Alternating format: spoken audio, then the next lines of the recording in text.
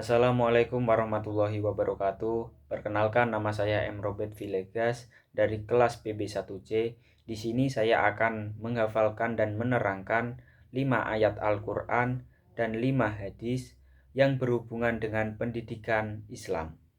Yang pertama ada Quran Surat Al-An'am ayat 38 yang berbunyi A'udzubillahi minasyaitonirrajim. Bismillahirrahmanirrahim. Wa ma min dabbatin fil ardi wala ta'irin yatiru bijanahihi ila umamun amsalukum.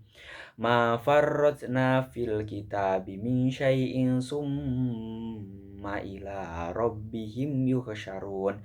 Yang artinya, dan tiadalah binatang-binatang dan di bumi dan burung-burung yang terbang dengan kedua sayapnya, melainkan umat seperti kamu. Tiadalah kami alpakan satupun dalam Alkitab, kemudian kepada Tuhanlah mereka dihimpunkan.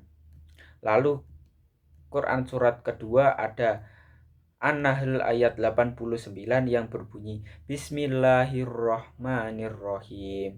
Wa yauma nab'atsu fi kulli ummatin syahidan 'alaihim wa yauma nab'atsu fi kulli ummatin syahidan 'alaihim min anfusihim nabika syahidan 'ala haula wa nazzalna 'alaikal kitaba tibyanan likulli syai'in wa hudaw wa rahmataw wa busra lil muslimin. Yang artinya, dan ingatlah akan hari ketika kami bangkitkan pada tiap-tiap umat seorang saksi atas mereka dari mereka sendiri, dan kami datangkan kamu Muhammad menjadi saksi atas seluruh umat manusia, dan kami turunkan kepadamu Alkitab yaitu Al-Quran untuk menjelaskan segala sesuatu dan petunjuk serta rahmat dan kabar gembira bagi orang-orang yang berserah diri. Dari kedua ayat menerangkan bahwa Islam merupakan sistem ajaran yang universal dan komprehensif. Tak satupun persoalan, termasuk persoalan pendidikan, yang luput dari jangkauan ajaran Islam. Lalu ada Quran surat Al-Baqarah ayat 151 yang berbunyi Bismillahirrahmanirrahim. Kama arsalna fikum rasulam minkum yatlu alaikum ayatina wa yuzakkikum wa yu'allimukumul kitaba wal hikmata wa yu'allimukum ma lam takunu ta'lamun. Yang artinya, sebagaimana kami telah menyempurnakan nikmat kami kepadamu, kami telah mengutus kepadamu Rasul di antara kamu yang membacakan ayat-ayat kami kepada kamu dan mensucikan kamu dan mengajarkan kepadamu Alkitab dan Al-Hikmah, serta mengajarkan kepadamu apa yang belum kamu ketahui. Dari Quran Surat Al-Baqarah ayat 51 bahwasanya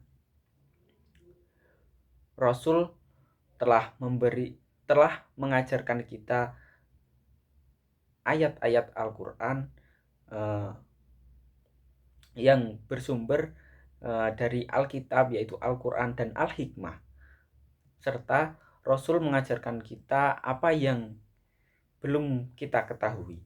Selanjutnya ada Quran surat Al-Isra ayat 24 yang berbunyi Bismillahirrahmanirrahim. Wahfid lahuma janahadulli minar rahmati wa qur rabbirhamhuma kama rabbayani shogiro.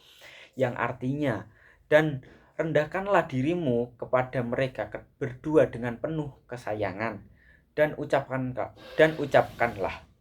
wahai Tuhanku, kasihilah mereka keduanya sebagaimana mereka berdua telah mendidik aku sewaktu kecil.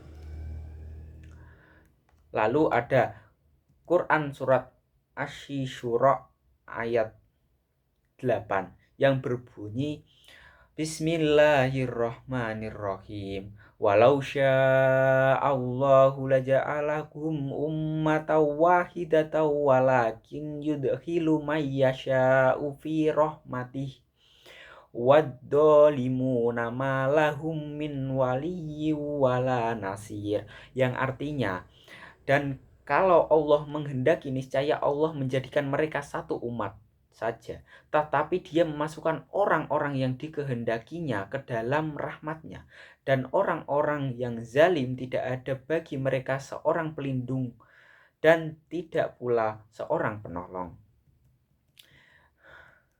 Berdasarkan pada Quran surat Al-Isra ayat 24 dan Asy-Syu'ara ayat 18, objek kedua ayat tersebut ditujukan pada fase bayi dan fase kanak-kanak. Berdasarkan argumen tersebut, wilayah taklim lebih luas daripada tarbiyah. Taklim mencakup fase peluruh manusia, sementara tarbiyah dikhususkan pada fase bayi dan kanak-kanak. Karena itu istilah taklim lebih tepat digunakan sebagai peristilahan dalam pendidikan Islam. Selanjutnya ada 5 hadis yang berkaitan dengan pendidikan Islam. Yang pertama yaitu hadis riwayat Ahmad yang berbunyi, man aroda dunya fa alaihi bil ilmi wa man aroda akhiroha fa alaihi bil ilmi wa man aroda huma fa alaihi bil ilmi. Yang artinya, barang siapa yang hendak menginginkan dunia, maka hendaklah ia menguasai ilmu. Barang siapa menginginkan akhirat, hendaklah ia menguasai ilmu. Dan barang siapa yang menginginkan keduanya, yaitu dunia dan akhirat, hendaknya ia menguasai ilmu. Hadis riwayat Ahmad. Dari hadis tersebut memiliki makna seberapa pentingnya ilmu dalam kehidupan kita, bahkan di kehidupan dunia dan kehidupan akhirat, ilmu itu jauh lebih penting. Ilmu memiliki kedudukan yang sangat penting. Lalu ada hadis riwayat Ibnu Majah yang berbunyi, tolabul ilmi faridotun ala kulli muslimin. Menuntut ilmu adalah kewajiban bagi setiap muslim. Hadis riwayat Ibnu Majah. Dari hadis tersebut, kita sebagai seorang muslim diwajibkan untuk mencari ilmu sebanyak-banyaknya dari kita lahir sampai kita meninggal dunia. Yang selanjutnya ada hadis riwayat At-Tabrani yang berbunyi, la yadbagi li jahili an yaskuna ala jahlihi wala lil alimi ayyaskuna ala ilmihi. Tidak pantas bagi orang bodoh itu mendiamkan kebodohannya, dan tidak pantas pula orang yang berilmu mendiamkan ilmunya. Hadis riwayat At-Tabrani. Dari hadis tersebut menerangkan bahwa ketika kita belum mengetahui sesuatu atau belum punya ilmu, maka kita diwajibkan untuk belajar, untuk mencari tahu ilmu tersebut. Dan ketika kita sudah menguasai satu ilmu, kita diwajibkan untuk mengamalkan ilmu tersebut kepada diri kita maupun kepada orang lain.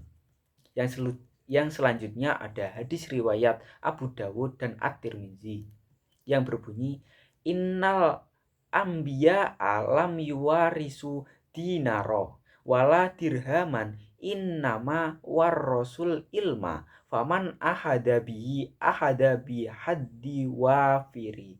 Yang artinya, sesungguhnya para nabi tidak mewariskan dinar dan dirham. Sesungguhnya mereka hanyalah mewariskan ilmu. Maka barang siapa yang telah mengambilnya, maka ia telah mengambil bagian yang banyak. Hadis riwayat Abu Dawud dan At-Tirmizi. Dari hadis tersebut diberitahu bahwa betapa pentingnya ilmu bagi kita. Bahkan dinar dan dirham dan sebangsa harta-harta yang lain itu tidak ada apa-apanya, tidak ada nilainya dibandingkan ilmu. Yang selanjutnya ada hadis riwayat Muslim yang berbunyi, man salaka tariqon yaltamisu fihi ilman sahhalallahu bihi tariqon illal jannah. yang artinya barang siapa yang menempuh suatu jalan untuk menuntut ilmu, maka Allah Subhanahu wa taala akan memudahkan baginya jalan menuju surga.